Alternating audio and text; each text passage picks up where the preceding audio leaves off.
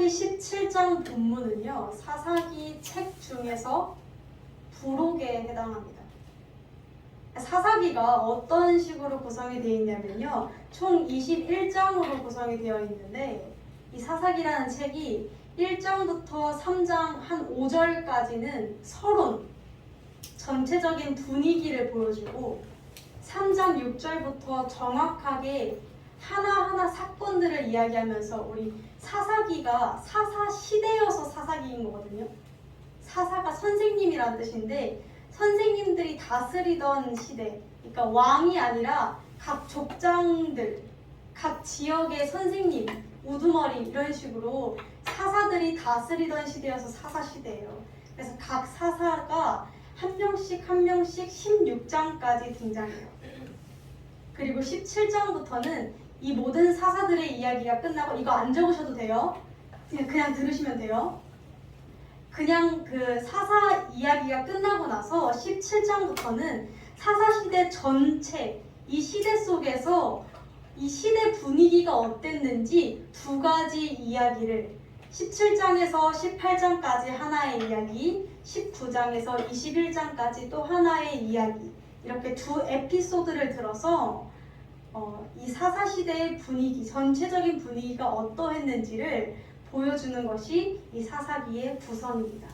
이걸 알고 읽으시면 굉장히 재밌어요. 그 중에서도 오늘 우리가 읽은 본문 17장은 이제 첫 번째 에피소드에서 해당하는 내용입니다. 우리가 오늘 이 본문을, 이게 개역 한글이 말이 어려워서 그런데 이제 좀 더 쉽게 우리가 이야기 읽듯이, 그냥 에피소드 읽듯이 한번 드라마 보듯이 쭉 한번 스토리를 훑어보고, 우리가 주목해야 할 것은 그 내용이 쭉 전개될 때 이 시대 분위기가 어떠했는지를 캐치할 수 있어야 돼요. 아, 이때 당시 분위기나 신앙이나 이런 것들은 뭐 이런 느낌이었구나를 좀 캐치하시면서 함께 가보도록 하겠습니다. 오늘 이야기는 이렇게 시작합니다. 미가라는 사람이 등장해요. 미가가 이렇게 말하는 것으로 본문을 시작하고 있습니다. 그의 어머니에게 이렇게 이야기합니다. 어머니께서, 누군가가 어머니의 돈, 은 1,100을 훔쳐갔을 때 어머니는 그 훔친 사람을 저주하셨죠? 2절의 내용이에요. 나도 귀로 직접 들었습니다.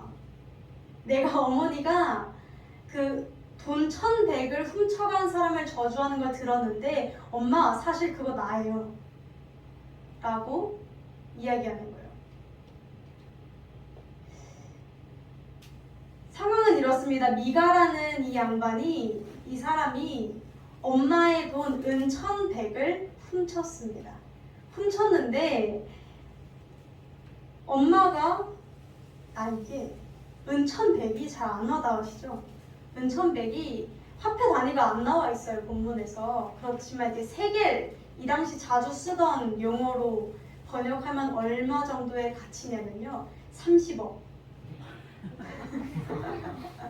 한두 푼이 아니죠. 엄마 돈 30억을 들고 튀었습니다. 이렇게 하니까 좀 반응이 오십니다. 30억을 들고 튀었는데 엄마 입장에서 내 돈 30억을 누가 가져갔으니까 저주를 해요, 안 해요? 하죠. 이 자식 잡히면 죽여버릴 거다. 하나님 저주 내리십시오. 이런 식으로 저주를 했을 거예요. 그랬더니 이제 이 아들이 이 저주를 듣고 겁을 먹어서, 심장이 콩알만 했나 봐요. 저주를 듣고 겁을 먹어서 어머니께 돈을 다시 가져왔습니다.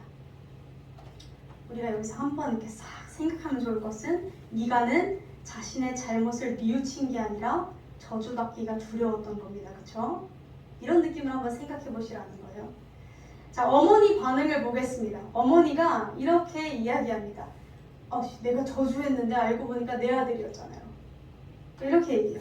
얘야, 주님께서 너에게 복 주시기를 바란다. 태도가 바뀝니다. 그러면서 이렇게 하나님께 고백하듯 선포합니다. 나의 아들이 저주를 받지 않도록 이 은돈을, 이 30억이라는 돈을 하나님께 거룩하게 구별해서 드리겠다. 이 돈을 은을 입힌 목상을 만드는 데 쓰도록 하겠다. 이렇게 이야기를 합니다. 어머니 입장에서 이제 저주를 하고 났는데 그게 자기 아들이었으니까 얼마나 놀랬겠어요. 내가 내 아들을 저주했으니까. 그래서 말을 바꿔버렸죠. 복 주시기를 바란다. 그리고는 말합니다. 이 30억을 하나님께 거룩하게 바치겠다. 왜? 내 아들이 저주를 받지 않도록 하기 위해서. 뭐 주님께 예물 바치겠다는 거죠.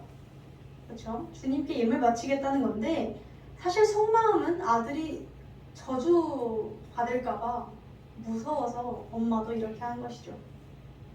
그런데 우리가 한 가지 좀 더 웃긴 사실은 이 본문을 자세히 보면 이 1100이라는 돈에서 200만 그 목상을 짓는데 신상을 짓는데 사용하고 900은 사라져요. 그러니까 막상 30억을 다 드리려 하니까 좀 아까웠나 봐요. 그러니까 200 정도만 드리고 900은 자취를 감춰버려요. 이 성경 속에서. 이야기가 나오지 않아요. 뭐 어떻게 썼는지 알 길이 없지만 어쨌거나 하나님 앞에 드리진 않았어요. 그리고 또 한 가지 더 웃긴 것은 이들이 200을 어디에 사용했는지를 보아야 합니다. 17장 우리가 4절에 보면은 은 200을 가져다가 은장색에게 주어. 그러니까 은장색이 누구예요? 은장이. 그러니까 이제 단어가 생각이 안 나요. 은장이라고 부르던데 이 우상 만드는 사람 있죠. 이 사람에게 200을 주고 업체에다 맡긴 거죠. 업체에다가 맡겨서 200이라는 돈을 주고 신상을 만들게 시켜요. 자, 아까 전에 엄마가 뭐라고 말했어요? 하나님께 거룩하게 구별한다고 했는데 뭘 했어요? 은, 신상, 우상을 만드는데 석상 같은 거, 돌덩이 만드는 데 썼어요. 이걸 통해서 우리가 뭘 할 수 있냐면 또 한 가지 슬쩍 짚고 넘어가야 될 건 이 엄마는 지금 하나님께 드리는 것과 우상 만드는 것 구별을 못해요. 그걸 아셔야 돼요. 이 사람은 이게 지금 우상 숭배를 하는 건지 하나님을 섬기고 있는지조차 구별을 못하고 있는 영적인 상태라는 것이죠. 그 후에 뭐 이런 내용들이 등장합니다. 이제 미가라는 이 사람이 뭐 30억을 개인 자산으로 소유하고 있었을 정도면 부자였겠죠. 이 사람이 뭐 집에 개인 신당이 있었대요. 멋있죠? 개인 신당 이렇게 있었는데 여기서 뭐 에봇, 드라빔 이런 것들 에봇은 이제 제사장들이 입는 옷 같은 거예요. 또 나름 이 당시에는 만들면 복이 되는 것들이었거든요. 에봇도 만들고 드라빔은 손에 이렇게 쥘 수 있는 부적 같은 거예요. 돌부적 이런 것도 만들고 여러 가지를 만듭니다. 보면은 뭐 되게 이상한 말들 많이 나와요. 뭐 에봇도 만들고 드라빔도 만들고 개인 신당도 있었는데 뭐 어쩌고저쩌고 뭔가 되게 많이 해요. 뭔가 되게 많이 하는데 그리고 그 신당을 또 자기 아들 중에 하나를 세워서 제사장을 만들었다고 합니다. 뭔지 몰라도 뭔가 되게 많이 하고 있는 걸 우리가 발견할 수 있어요. 이때 이야기가 이렇게 진행되는 과정 가운데 한마디가 등장합니다. 그때에는 6절입니다. 그때에는 이스라엘에 왕이 없었으므로 사람들은 저마다 자기의 뜻에 맞는 대로 행하였더라. 자, 그 후에 장면이 살짝 전환되어서 바뀌어서 이야기가 진행됩니다. 새로운 인물의 등장입니다. 한 젊은이가 등장하는데 이 사람에 대한 설명을 보자 하니 뭐 유다 지파에 속한 유다 땅 베들레헴 사람, 레위 지파 사람 뭐 이런 말들이 있는데 쉽게 설명하자면 이거예요. 이 당시에 레위 사람들은요 제사장, 그러니까 사역자 저처럼 이제 설교하는 사람들이었어요. 레위 사람들. 근데 이 레위 사람이 원래 베들레헴에서 속해 있어야 되는데 그러니까 예를 들어서 이런 거죠. 베데스다 교회에 있어야 되는데 이 젊은이가 베데스다 교회에서 설교 안 하고 이리저리 떠들고 다닌 거예요. 저기 기웃거리고 저기 기웃거리고. 이러면 돼요, 안 돼요? 사역자 자기 교회 안 있고 저기 막 가고 그럼 안 되죠? 안 돼요. 안 된다는 걸 보여주는 거예요. 자, 미가가 이렇게 묻습니다. 그러다 미가 집에 도착했는데 미가가 이렇게 묻습니다. 젊은이는 어디서 오는 길입니까? 당신은 어디서 지금 오십니까? 이렇게 물어요. 그랬더니 나는 유다 땅 베들레헴 사는 레위 사람인데 있을 곳을 찾아다니고 있습니다. 그래서 미가가 이렇게 말하죠. 우리 집에서 살면서 어른이 되어주시고 제사장이 되어주십시오. 왜? 이 미가 입장에서는 이 당시 약간 이런 느낌이에요. 왜 우리 이게 조금 위험한 문화인데 목사님이 우리 집에 오면 축복받는다 라고 생각하시는 분들이 있어요. 목사님이 우리 집에 와도 내가 신앙이 안 되면 축복 못 받아요. 근데 그 목사님이 신이 되는 거예요. 목사님이 발이 닿는 곳은 거긴 축복의 자리. 이런 식으로. 이 본문이 말하고 있는 게 그 내용이에요. 제사장, 레위 사람만 우리 집에 있으면 내가 신앙이 어떻든 간에 내가 축복을 받을 거야 라고 생각하는 거예요. 위험한 생각이죠. 왜 위험해요? 하나님이 아니라 제사장을 믿고 있잖아요. 제사장은 도구예요. 하나님의 도구. 사역자는 하나님의 도구예요. 하나님이 시키시지 않으면 못해요. 하나님이 복 주시지 않으면 통로로 쓰일 수가 없어요. 그런데 이 사람들은 아무것도 모르고 그냥 이 제사장만 우리 집에 있으면 내가 축복받을 거야 라고 생각하고 있는 거예요. 하나님을 모르고 있죠.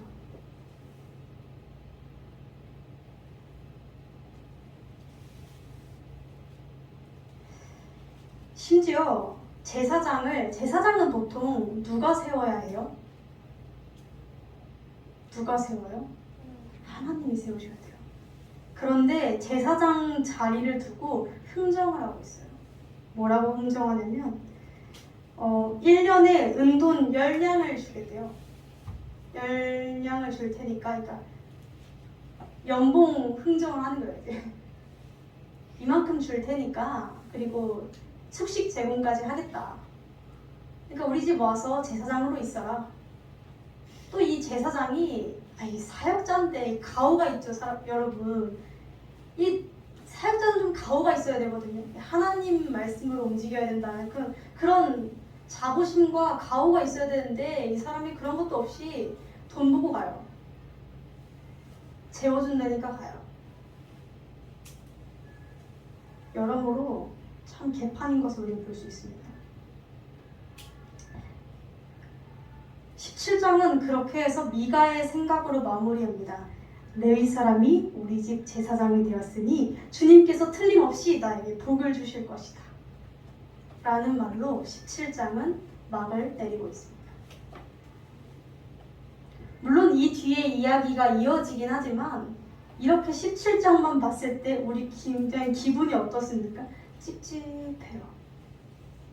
뭔가 되게 시시하기도 하고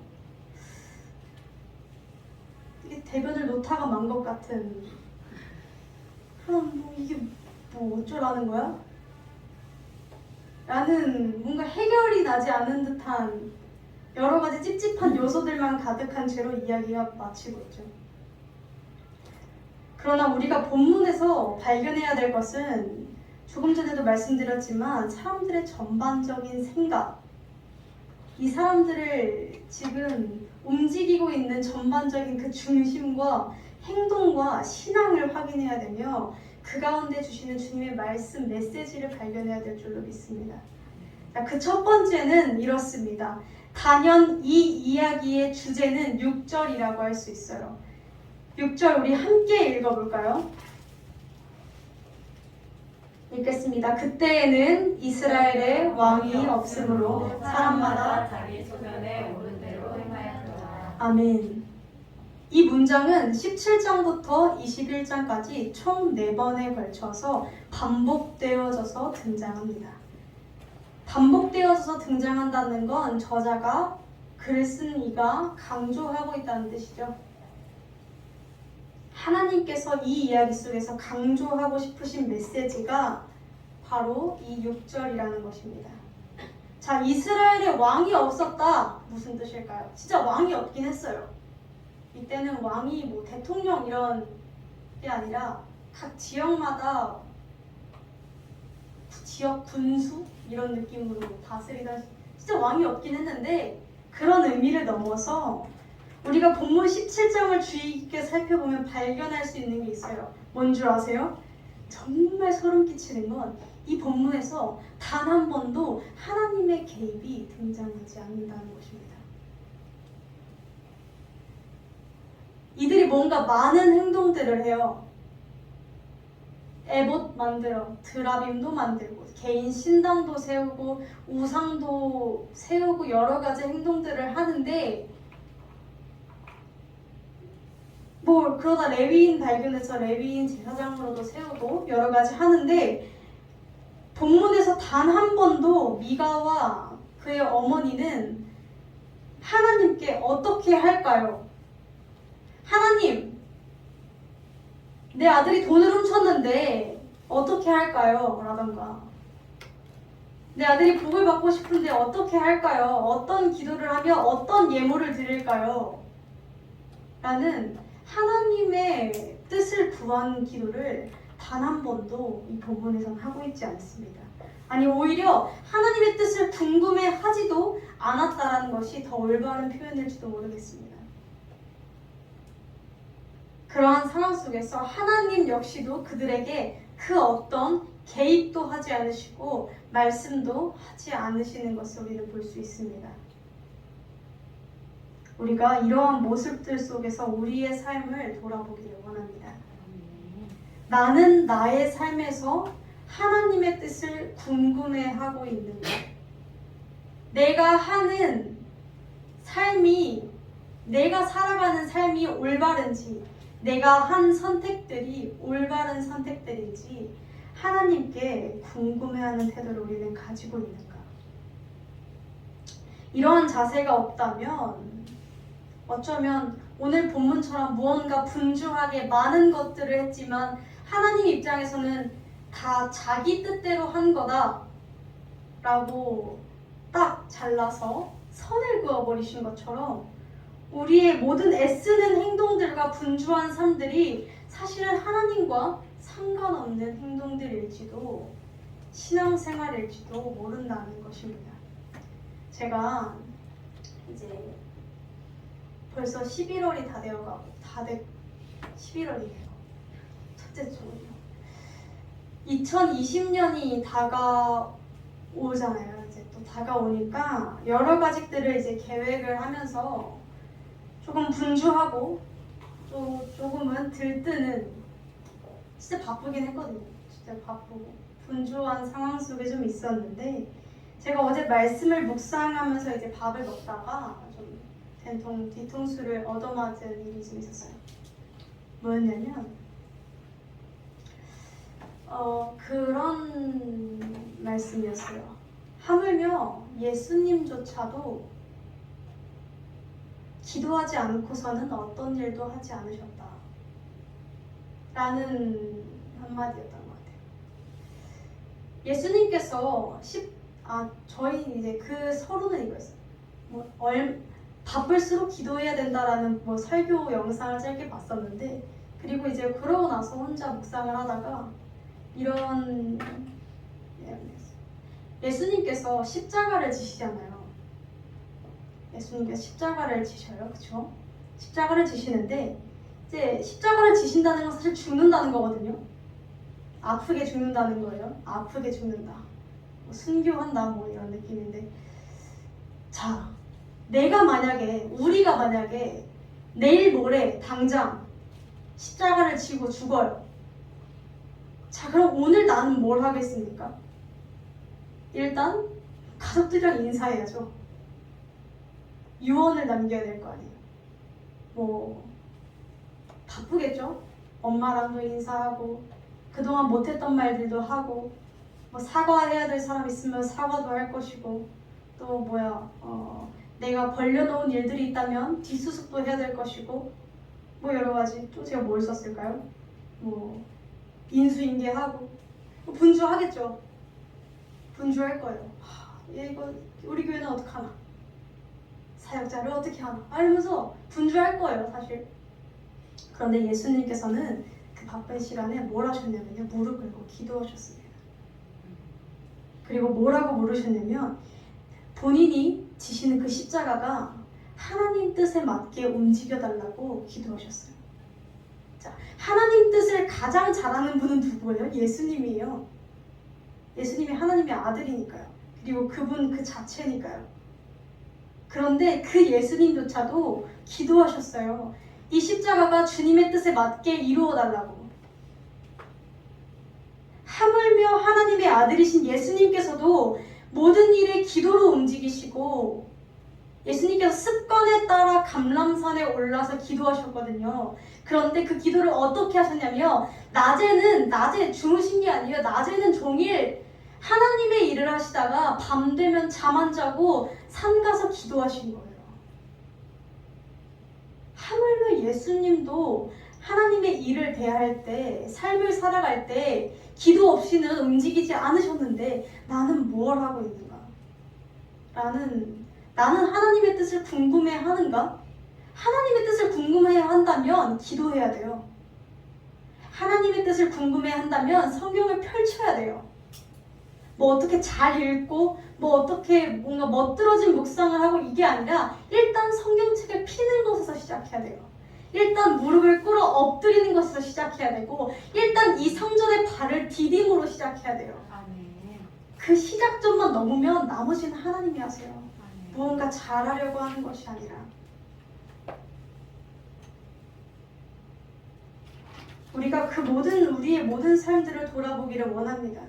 우리가 어떤 행동을 하든, 어떤 것들을 계획하고 있든, 어떠한 삶을 살아내고자 하든, 우리가 가장 중요한 것은 하나님의 뜻을 구하고 그 하나님의 뜻 아래 순종하려는 자세인 줄로 믿습니다. 우리가 두 번째로 본문에서 주목해 보아야 할 것은 어머니의 말입니다. 자, 3절에 하나님께 예물 드릴 때 어머니가 이렇게 이야기하죠. 나의 아들이 저주를 받지 않도록 하나님께 예물을 드리겠다. 우리는 그 어머니의 말을 통해서 이걸 발견할 수 있어요. 뭘 발견할 수 있을까요? 이 어머니의 한마디. 내 아들을 위해서 이 돈을 다 하나님께 바치겠어요. 이 30억이라는 돈을. 이 30억 없어졌다고 욕을 하다가 뭘 발견할 수 있어요? 이 엄마한텐 돈이 안 중요하고 아들이 더 중요해요. 그 돈, 내 재산 얼마보다, 전도보다 자식이 더 중요해요. 이 엄마의 중심은 뭐예요? 자식이에요.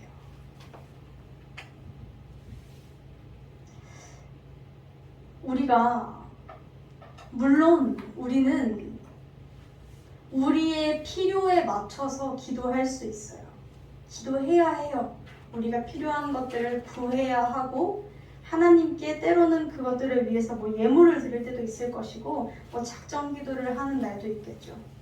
물론 그런 모든 것들은 필요해요. 그러나 여기서 중요한 포인트는 이거예요.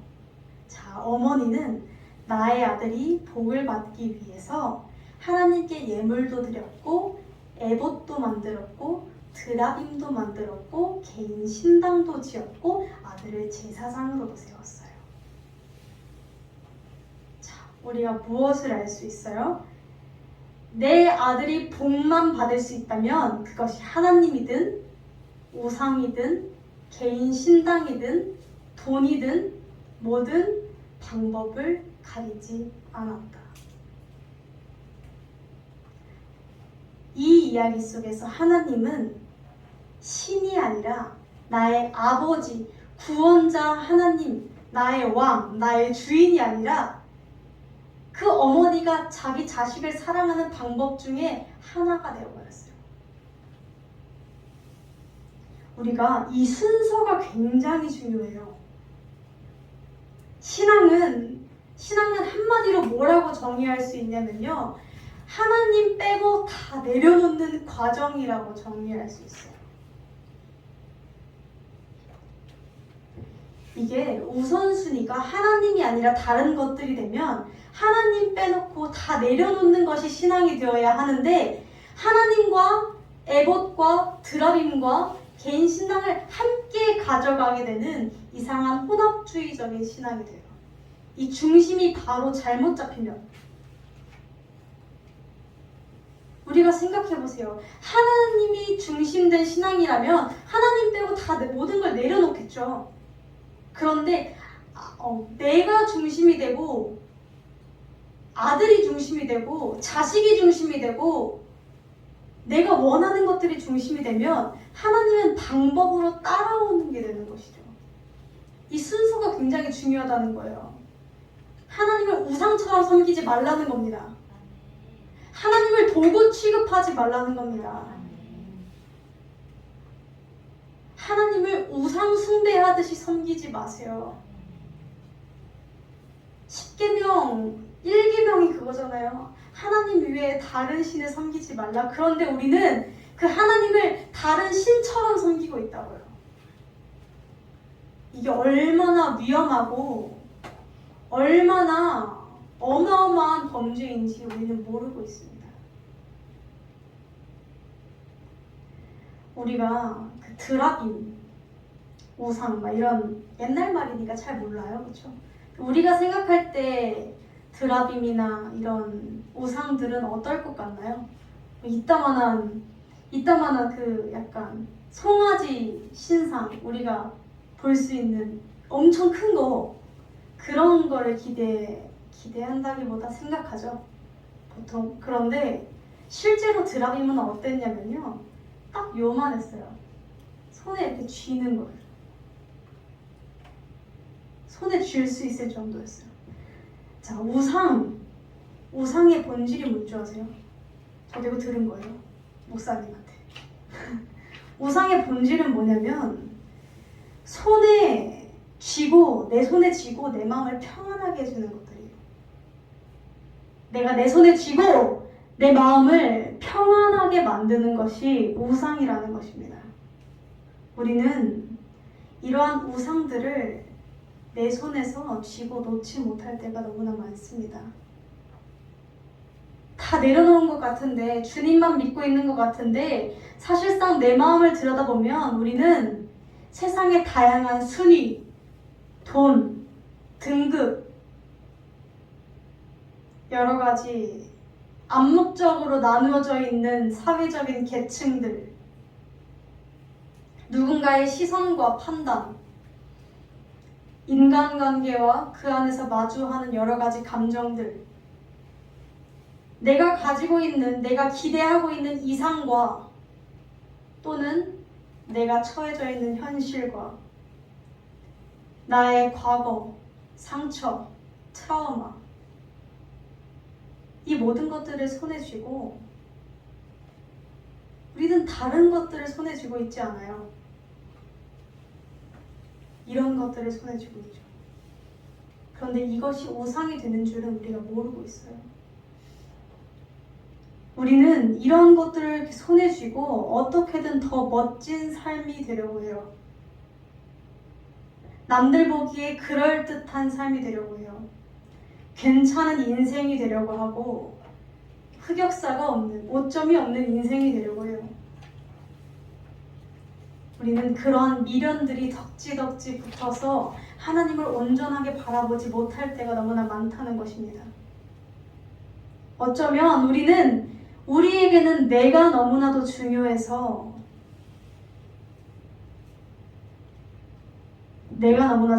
나의 행복과 나의 인생과 나의 시간, 삶이 중요해서 하나님보다는 이런 내가 손에 쥐고 있는 것들이 사실은 나의 삶을 좀 더 낫게 해주지는 않을까? 이런 사람이고 싶어. 이런 사람이 되고 싶어. 그래도 적어도 이 정도의 인생은 되고 싶어. 적어도 지금보다 조금만 더 재정적으로 돈이 여유가 된다면 내 삶은 조금 더 괜찮을 것 같아. 적어도 지금보단 낫겠지. 내 인생에서 커리어와 스펙이 있으면 조금 더 나을 것 같아. 남들이 가는 그 순서대로 내가 따라가면, 남들과 같은 박자에 맞추어 나아가면 내 인생은 조금 더 괜찮을 것 같을 텐데. 그때 내가 이렇게 행동했었더라면 지금의 내가 좀 더 괜찮을 텐데. 이런 모습이 되면 좀 더 내가 봐줄 만하지 않을까? 이러한 미련들, 후회들, 이러한 것들이 우리 삶에 집착이 되어서 주님을 떠나지도 못하고, 그렇다고 우리를 자유하게 하시는 주님 앞에 온전하게 나아가지도 못하고 어정쩡한 태도에 머무르고 있지 않나. 이것이 사사기 17장에서 미가 가족의 모습과 나의 모습이 과연 뭐가 다른가? 우리가 정말 돌아봐야 하지 않을까요?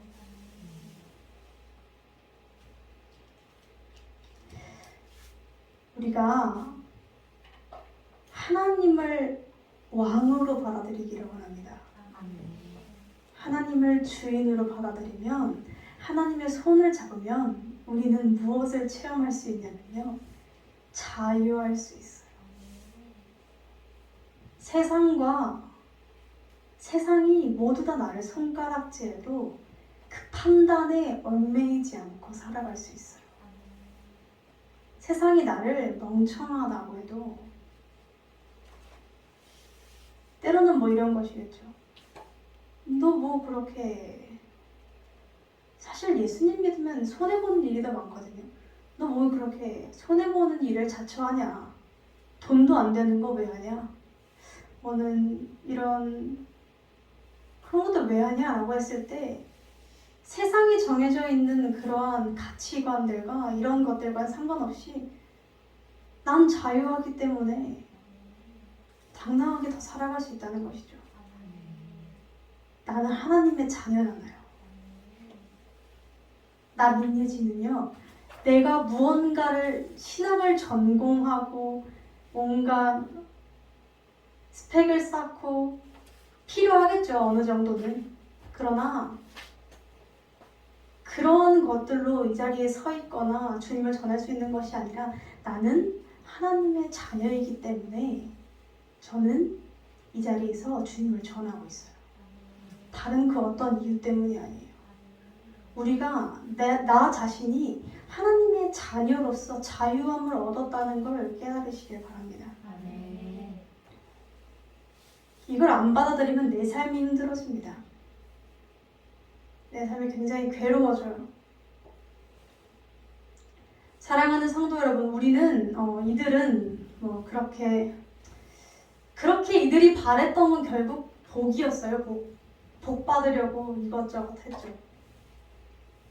그런데 복은 이들이 했던 방법으로 얻을 수 있었던 것이 아니었습니다. 성경은 복에 대해서 이렇게 말합니다. 오직 여호와를 믿는 것이 복이다. 마치 아브라함이 여호와 하나님의 말씀을 믿어서 그것이 그에게 복이 되었던 것처럼 말입니다.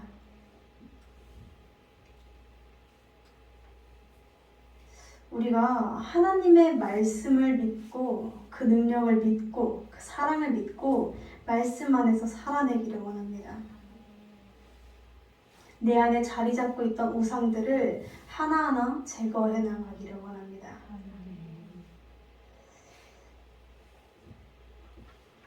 이게 제가 가장 설명하기 어려운 게 믿음이라는 단어거든요. 많은 분들이 제가 믿음에 대해서 설교를 하면 하나님을 믿으셔야 됩니다 라고 하면 그게 뭔데요? 라고 반문을 하십니다. 그럼 저도 해버렸어요. 네, 믿으라는 건데요. 근데 왜 우리가 이렇게 반문을 하게 되냐면요, 이 믿음이라는 것에 대해서 너무 어렵게 생각하기 때문이에요. 사실 우리 잘 믿고 싶죠. 잘 믿고 싶으니까 아침에 이렇게 나와오셨겠죠. 근데 잘 안 되니까 문제죠. 근데 우리가 믿음에 대해서 좀 더 쉽게 생각하셨으면 좋겠어요. 믿음은 뭔가 상황이 안 되는데 내가 욕처럼 정말 막 이렇게 하고 뭔가 감사가 안 나오는데 감사를 꾸역꾸역 하고 뭐 하나님 말씀대로 살아가기 힘든데 꾸역꾸역, 물론 그것도 믿음일 수 있겠지만 믿음은 어떤 것이냐면요, 이렇게 생각할 수 있어요. 베드로가 많은 물고기를 얻었어요. 그렇죠? 그런데 많은 물고기를 수확한 것이 그의 믿음이었던 것이 아니라 그는 그냥 그물을 던졌을 뿐이었어요. 주님의 말씀에 따라 많은 물고기는 예수님이 하셨습니다. 다윗과 골리앗에서 우리는 보통 골리앗과 같은 엄청난 문제들을 해결해야만 믿음이 있는 것처럼 보이지만 사실 다윗은 그냥 돌 던졌을 뿐이에요. 자기가 맨날 하던 거, 사자 잡을 때 하던 그 돌 던졌을 뿐인데 골리앗을 잡으신 건 하나님이었습니다. 믿음은 그런 거예요. 일단 해보는 거예요. 일단 출발선을 넘으면 결승선까지 이끄시는 분은 주님이십니다. 십자가에 예수님 곁에 달렸던 죄수가 예수님께 이렇게 고백했어요. 주님, 내가 당신 곁에 갈 수 있도록 나를 구원해 주세요. 라고 기도했어요. 간구했어요. 요청했어요. 그랬더니 예수님께서 뭐라고 말씀하셨어요? 오늘 너가 나의 낙원에 함께 있으리라. 그 죄수는, 그의 인생은 천국에 갈 수 있는 인생이 아니었어요. 그런데 그냥 했더니, 던졌더니, 주님께 도움을 요청했더니 이끄시는 건 여호와셨다, 예수님이셨다는 것입니다. 사랑하는 성도 여러분, 믿음은 그런 거예요. 제가 정말 좋아하는 조정민 목사님이 그런 비유를 드시더라고요. 믿음은 손가락 같은 거라고. 스위치를 누르는 손가락. 이미 전기는 다 들어와 있고 이미 불이 켜질 준비는 다 되어 있는데 딸깍하고 누르기만 하면 내가 빛을 누릴 수 있는 것처럼, 수도꼭지에서 이미 물이 흘러나올 준비는 되어 있는데 내가 그 수도꼭지를 틀기만 하면 물이 끊어질 염려 없이, 걱정 없이 모든 물을, 많은 물들을 누릴 수 있는 것처럼 믿음은 그런 겁니다. 굉장히 간단해요. 우리가 이 믿음을 받아들이고 온전하게 받아들이고 내 안에 있는 그 모든 우상들을 제거하게 되시기를 주님의 이름으로 간절히 소망합니다.